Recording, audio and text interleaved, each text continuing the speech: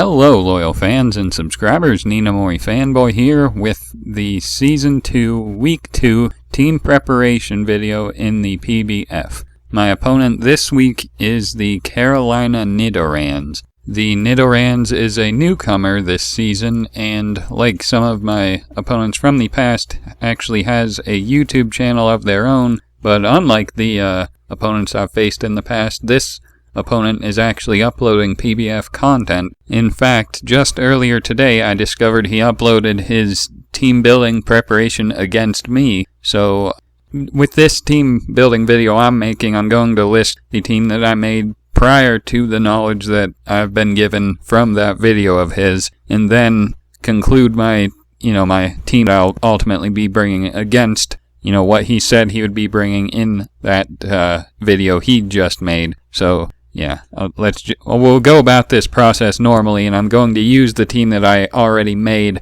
but he uploaded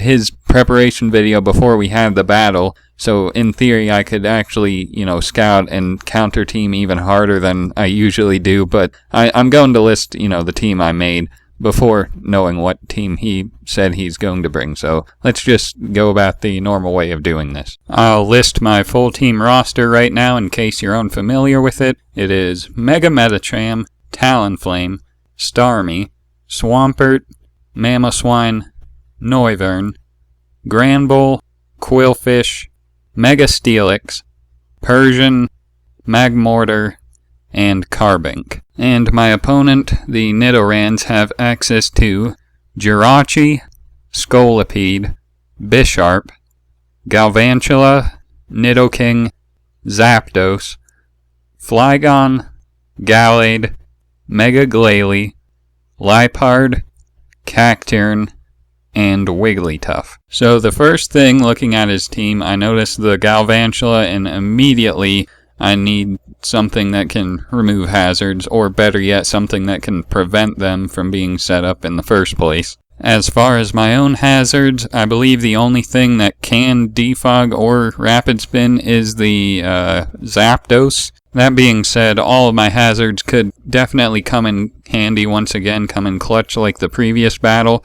However, I'm pretty sure Stealth Rock is the only necessary thing that I'll require this battle. Spikes and Toxic Spikes would be nice, of course, but if I had room, I would certainly consider putting on Quillfish. I could probably tack on Quillfish anyway. In fact, I could probably use the exact same team I brought in my last game and have it do well, but I think the team I'm bringing now will be superior. Anyway, my first Pokemon that I wanted to bring was Starmie. As I mentioned, I'm very paranoid about that Galvantula. I can't have my team be slowed down, so I definitely want hazard removal or prevention, but we'll get into that later.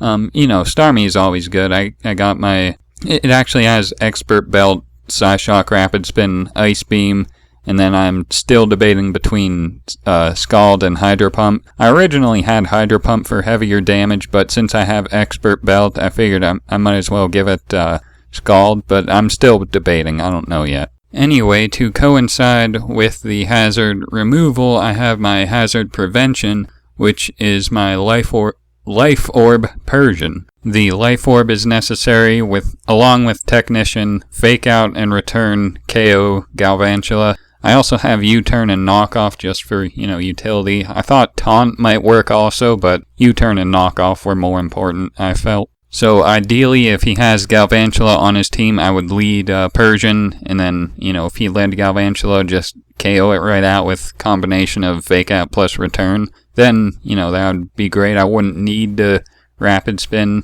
unless he got up rocks or something, but I'm mainly worried about Galvantula's Sticky Web. I do not want my team to be slowered. I'm pretty paranoid about that, which you can tell by these two slots being taken up already. Anyway, let's move on to the third slot. In the third slot, I have my own form of entry hazard, being my Focus Sash Mamoswine. It's actually the same Mamoswine I used in the previous battle, Adamant, Stealth Rock, Ice Shard, Icicle Crash, and Earthquake. This Mamoswine really puts in work against a lot of his team, so I've debated switching up the item, but ultimately I just felt focus sash worked. I mean, if he didn't bring Galvantula or anything, I could just lead with it, get up rocks right away. Then if he does decide to have Zapdos come in and defog, the Zapdos would have to take a heavy hit from Stealth Rock. Then if I'm still in, I could, hit it with Icicle Crash or something. Yeah, I really think Mamoswine will do well this battle, so that's why I put him there. 4th slot, I got my tried and true Swampert. This one's my physically defensive one with leftovers, Scald, Earthquake, Stealth Rock again, and Ice Punch.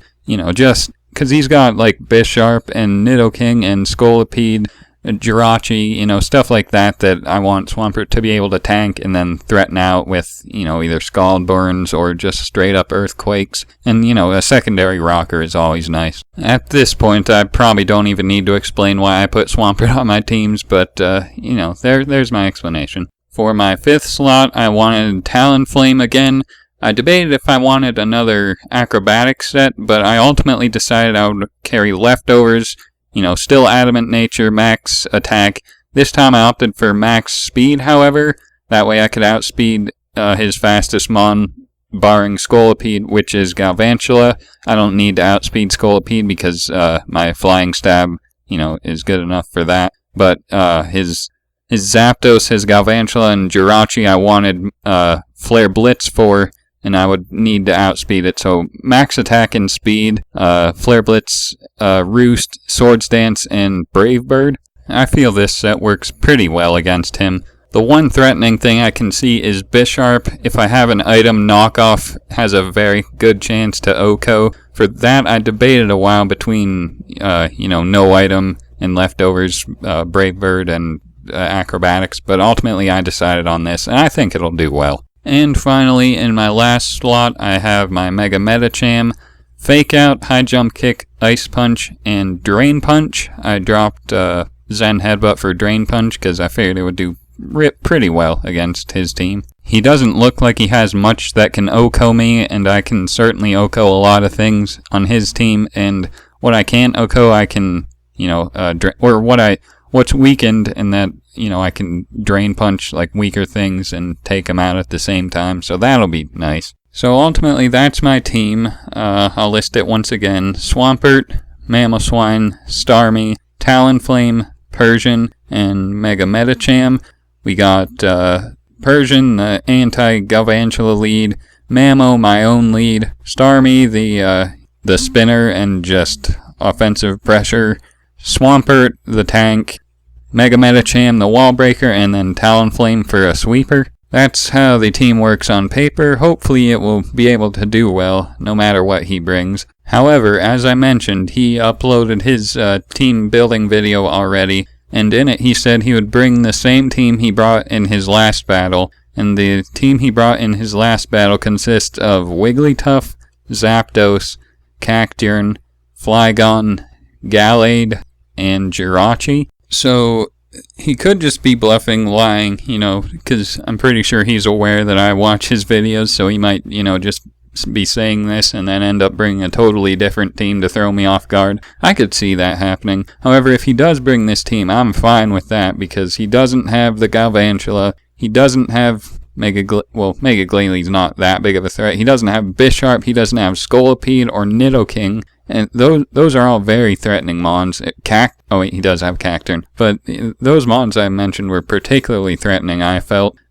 But, I mean, the team he has now could also be threatening if I don't work around it, but I think the team I built can work around it pretty nicely. So, hopefully I'm correct about that. We'll see. Like I said, he might not even bring that team. But, like I said, look forward to the battle. Look forward to the battle. Check out the opponent. The link to his YouTube stuff is in the description. And I just said look forward to the battle. I guess that's all I have to say. Thank you for watching, and I'll say it one more time. Look forward to the battle.